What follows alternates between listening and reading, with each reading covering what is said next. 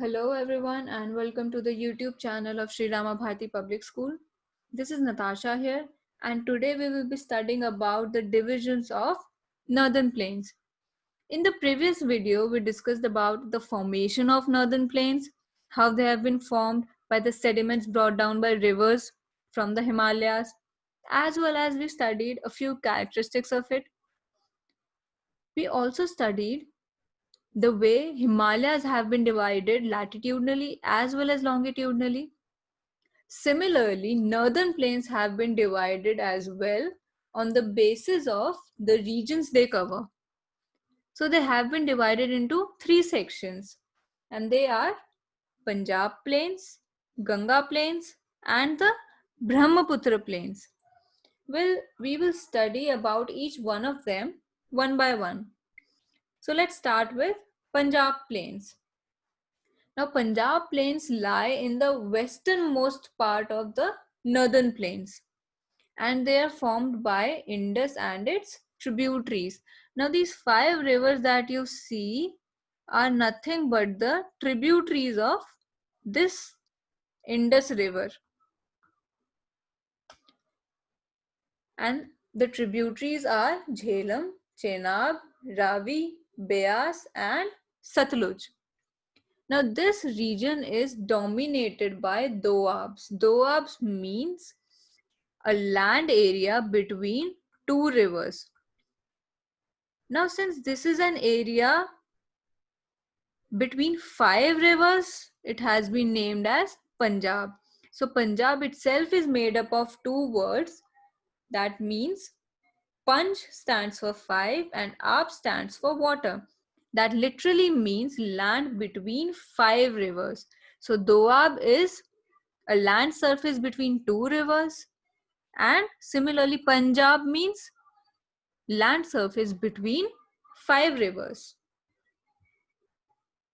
So our next division is the Ganga Plains. Now Ganga Plains extends between the Ghagar and Teesta rivers, and these spread over the area of Haryana, Delhi, Uttar Pradesh, Bihar, parts of Jharkhand and West Bengal. So the entire area that the Ganga flows falls under the category of the Ganga Plains. This was Punjab Plains. East to it lies the Ganga Plains, and further east to it lies the Brahmaputra Plains. So our next division is the Brahmaputra Plains. As I just mentioned, it lies east to the Ganga Plains, and it covers most of the areas of Assam and states of Northeast. The Brahmaputra covers most of the states of Northeast and enters Bangladesh and finally flows into the Bay of Bengal. So the entire region have been named as Brahmaputra Basin since it is drained by the Brahmaputra river.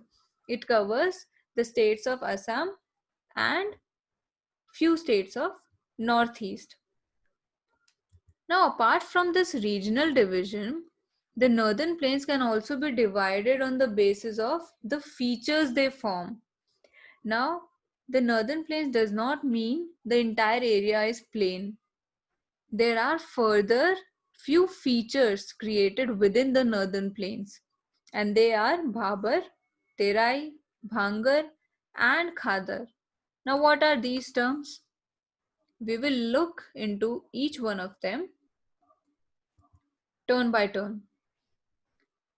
So, first comes the Bhabar. Bhabar lies along the foothills of Shivaliks.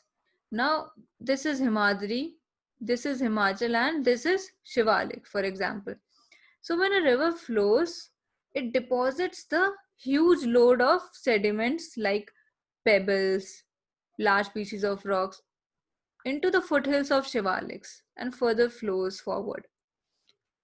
So, this area of sediments covered with huge rocks, huge pebbles is termed as Bhabar, and it is about 8 to 16 kilometers wide And as I just mentioned, it has been formed because of rivers descending from Himalayas. They deposit the sediments along the foothills. And its most unique feature is porosity. Now, porosity is the quality of having tiny holes, and liquids go right through these holes. And the term porosity also means passage. Now, due to this porosity, rivers often disappear in this region. Since a passage have been created in this region, rivers often disappear in this region. And why is this porous? Due to the deposition of huge number of pebbles. As you can see, there is a load of sediments of pebbles and rock debris, which creates porosity, and thus rivers disappear in this region. Due to a large presence of pebbles and rock debris, it is not suitable for agriculture. Rock debris is the small weathered elements, small eroded pieces of rocks that come across the sediments along with the rivers. Now, our next topic is the Terai. Now, this region lies south of Bhabar and almost runs parallel to it. It is 20 to 30 kilometers wide and has comparatively finer alluvium. Now, since it has better quality of alluvium, the agriculture here is quite sound. It receives high rainfall and thus it is covered by forest. It has underground streams which makes the ground marshy. Since this area receives a large amount of rainfall and has underground streams as well, it makes the area quite waterlogged and quite marshy. Still, most parts of Terai are suitable for agriculture, and since this area is marshy, it is covered by forest. And the crops which grow here are wheat, maize, rice, sugarcane, etc. And our further next division is the alluvial plains. Now, these are the plains that are formed by floods caused in the river, and these are further divided into Khadar and Bhangar. Now, you don't have to get confused between Bhangar and Bhabar. Bhabar is the area with a lot of pebbles, with a lot of rock debris along with porosity, whereas Bhangar is part of alluvial plains where agriculture is quite possible. Khadar contains the new alluvial deposit along the course of river, and it has fresh deposits of silts every year. Now, why is this so? Because of the sediments that is brought by the floods. Whenever a floods occur, the river deposits a fresh layer of sediments along its banks. The land silt consists of mud, clay, and sand, and it is useful for extensive cultivation. Extensive cultivation means a large scale cultivation. Now, the Bhangar covers the large parts of northern plains and it is the older alluvium. Floods usually don't occur in this region and thus it contains the older alluvium. It lies above the flood limits of the river. That means floods usually do not occur in this region. It is rich in humus and gives high yield of crops or high production in crops. The soil contains calcium carbonate nodules or calcium carbonate stones, pebbles called kankars, which are impure in nature.